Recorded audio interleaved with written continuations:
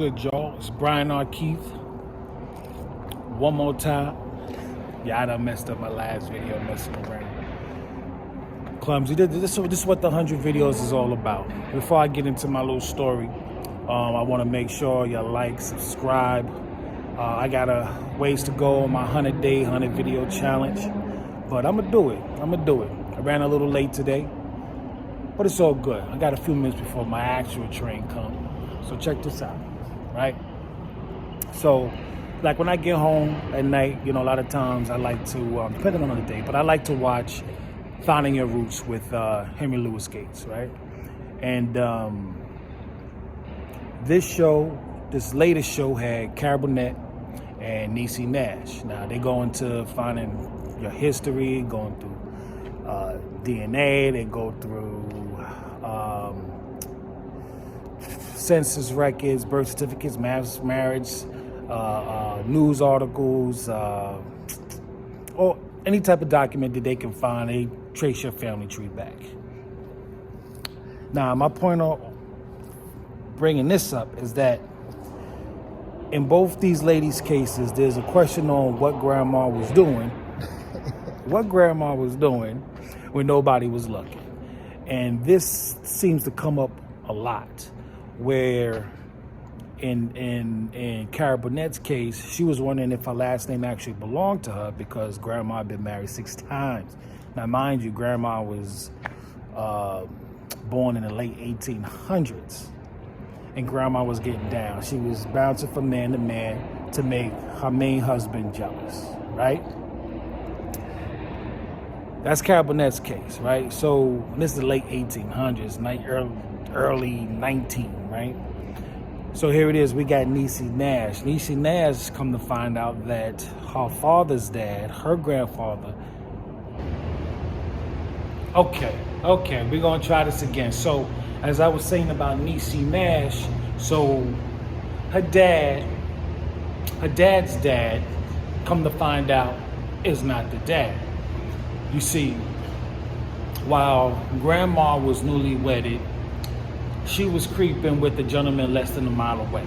And they found this out and put this together through DNA testing, Ancestry Online, connecting the dots, and come to find out that there was a gentleman less than a mile away from the newlywed grandparents where grandma was getting it in.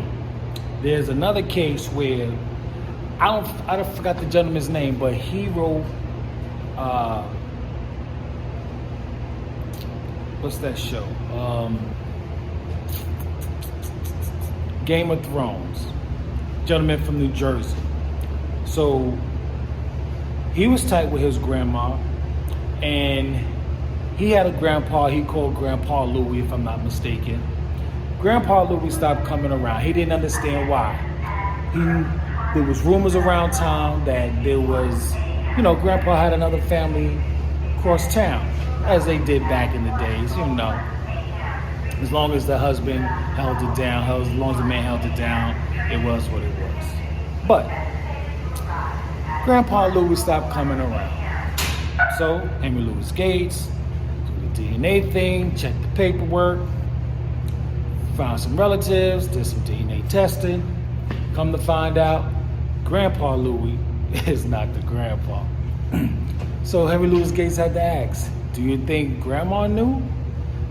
Because what happens is a lot of times they don't want to discuss it. They want to put it under the rug. Kids don't notice, kids don't matter. And then they wonder why kids are so emotionally disturbed when they get older. Because all the things grandma and them were doing back in the day, or doing when nobody was looking, when dad was off to work, working down at the metal fabricating place, and the auto plants, and the coal mines, and the railroads, out there putting in long hours. You think those milkman stories came out of nowhere? I don't think so. So I say all that to say, gentlemen, be proactive. With all the craziness, if you got a girlfriend, you got a wife, you got to fly by night, you got to pump and dump. At the end of the day, you got to protect yourself, because They can tell you all kinds of stories. And I'm talking about even if you're in a deep relationship and she says she's on the pill, whatever it is, be proactive and protect yourself. Because at the end of the day, you think it's her responsibility, but when the shit hit the fan, the question is going to be, what have you done to protect yourself, to keep your house in order, to keep your dreams and your goals in line, intact, and on schedule?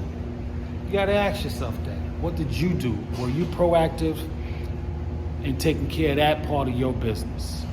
You know what I'm saying?